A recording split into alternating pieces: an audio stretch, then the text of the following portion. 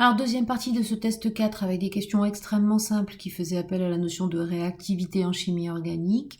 On commençait par vous demander de reprendre l'habitude de bien compléter un schéma de Lewis pour différents constituants en plaçant tous les doublets non liants qui n'avaient pas été indiqués. Pas mal d'erreurs ont été faites en oubliant les doublets du soufre ou en omettant de compléter les doublets sur le groupement nitrile ensuite dans la fonction. Mais ça, globalement, c'est quand même plutôt bien fait. Il fallait ensuite dire si cette réaction était une substitution ou une addition. Il y a deux composants parmi les substrats, il y en aura deux parmi les produits, c'est bien une substitution. Et qu'est-ce que je remarque que j'ai fait? J'ai remarqué que j'ai bien remplacé quoi? Un CN- prend la place d'un I-, qui sont tous les deux des anions, donc qui sont des nucléophiles, ce qui me permet de démontrer que je faisais bien une ESN. Si vous aviez remarqué que c'était une ESN2, la vie est belle, mais ça, c'était pas demandé. Par contre, on vous demandait d'expliquer pourquoi on avait des sites qui allaient permettre de faire cette substitution nucléophile. Il me faut donc des carbones électrophiles pour réagir avec le nucléophile qui vient en remplacement. Bien sûr que pour trouver un carbone électrophile, il faut que je m'appuie sur le fait qu'il est delta+, et s'il est delta+, c'est qu'il a dans son environnement des atomes électronégatifs qui vont exercer ici uniquement des effets moins I. Ce vocabulaire, il doit apparaître dans votre copie. Il ne suffit pas de me dire « Ah ben c'est delta+, point à la ligne ». Ça vaut rien. Ça vaut rien parce que vous ne justifiez pas ce que vous dites. Donc je mets en évidence deux sites potentiellement intéressants, le carbone portant l'iode et le carbone portant le chlore. Et la question visiblement piège, c'était de savoir lequel des deux était le plus réactif. Il ne faut surtout pas discuter uniquement de la charge portée, mais bien de la manière dont ce carbone va pouvoir venir réagir. Et je vous rappelle que ce que je vous dis à chaque fois, c'est qu'une réaction, c'est une modification de la position des doublés. Il faut qu'ils se mettent en mouvement. Et ce qui permet le mouvement des doublés, c'est pas l'électronégativité, mais bien la polarisabilité. Donc ça, c'est l'erreur vraiment faite par quasiment tout le monde et qui ne doit plus se reproduire. Pensez que réactivité égale polarisabilité. L'électronégativité, la polarité n'est là que pour savoir où je peux envisager une réaction, pas expliquer un mécanisme. On vous demandait de remettre les flèches en vous disant que c'était une réaction élémentaire. Je vous rappelle qu'une réaction élémentaire, on sait qu'elle traduit la réalité des rencontres à l'échelle microscopique. Et puis qu'en plus, elle permet d'expliquer que les flèches doivent être faites en une unique étape. C'est un mécanisme concerté, et donc les deux flèches de la substitution en même temps. On a quand même des souvenirs dessus pour se rappeler que il faut faire une inversion de Walden, c'est-à-dire que le CN va être derrière, alors que le I était devant. Je n'ai pas tout recopié. Et puis on vous demandait de proposer un diagramme énergétique.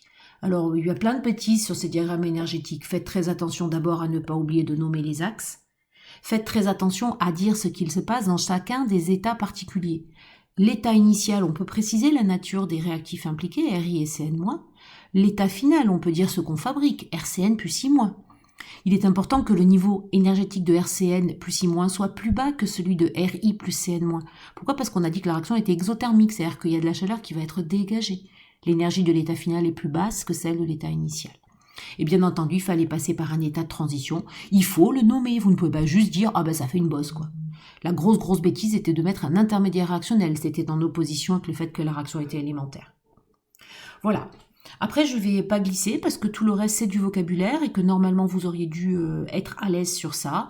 On vous demandait de proposer un solvant protique. C'est un solvant qui fait des liaisons hydrogènes. Il n'est pas question de parler de la propanone qui a un oxygène mais qui n'engage pas de liaison hydrogène. Elle n'est pas pourvoyeuse du H qui permet la liaison hydrogène.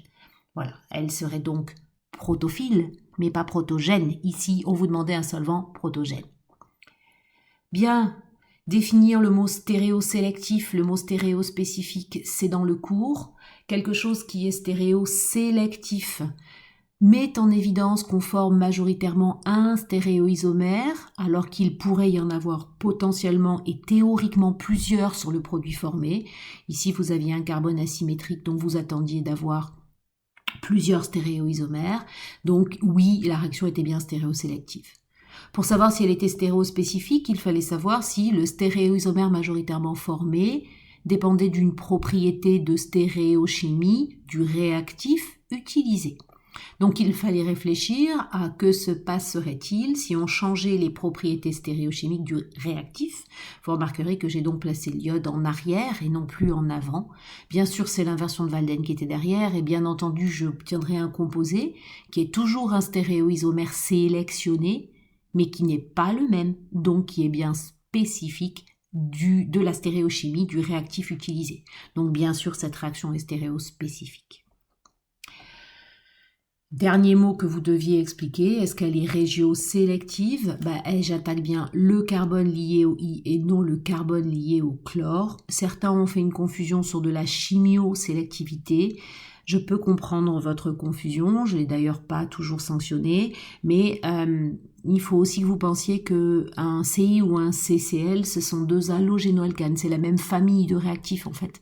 Donc c'est pas de la chimiosélectivité, c'est bien de la régiosélectivité.